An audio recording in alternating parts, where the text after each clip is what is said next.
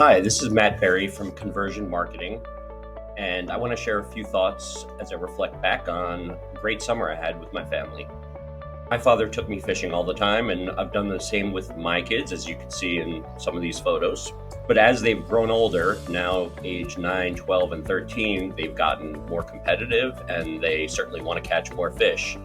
And if we don't catch fish in the first 15 minutes or so, they start to lose interest and start complaining. No one likes that. So this is the moment that we collectively had the realization that we've been doing it all wrong and using whatever bait we have. There's our bait box. We go and pull something random out of, and you can see the little rubber worm on Sam's hook. And we'd been out there for close to an hour and hadn't caught anything.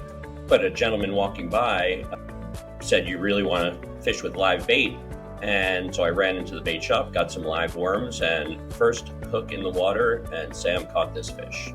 So I realized at that moment, it's really no different than the work that I do every day and we do at Conversion. And it starts with knowing what type of fish you want to catch, what's going to attract those particular fish, and then how are you going to hook them and reel them in.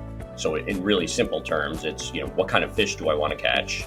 Am I attracting the right fish, and am I ultimately catching the right fish? And when I say right fish, the ones that you were intending to catch. And it's certainly could get confusing. There's a lot of different types of bait out there, but you need to know which ones are going to attract the fish in the water that you're fishing.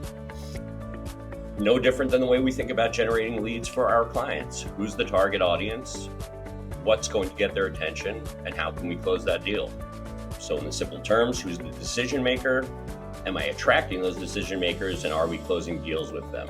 Because today what we see is you've got hooks in the water, and if we're not catching anything or generating leads, what do? We tend to do more of the same. So send more email, do more, reach more people, but it's not reaching the right people, and it's not sustainable.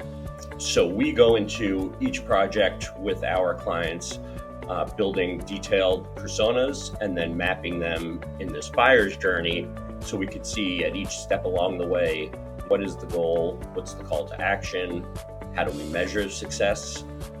And by taking this comprehensive look and breaking it down into these very small areas that we could focus in on, we start to see a dramatic improvement to the results. And, there's industry data that shows persona-based marketing will, increase page views, the time spent on your site, and certainly marketing ROI. So as we get started with clients, we usually look for 3 key elements. One is being able to get our hands on your target account list and really understand who your clients are today and where there's white space. It's critical for sales and marketing to be aligned to drive this successfully. And certainly a single source of truth where the data is stored and reports and metrics are generated, and that we're all looking at the same thing. So just a couple of ideas. Hopefully that sparks some thoughts for you as well. And if you have any questions, feel free to reach out, and have a great day.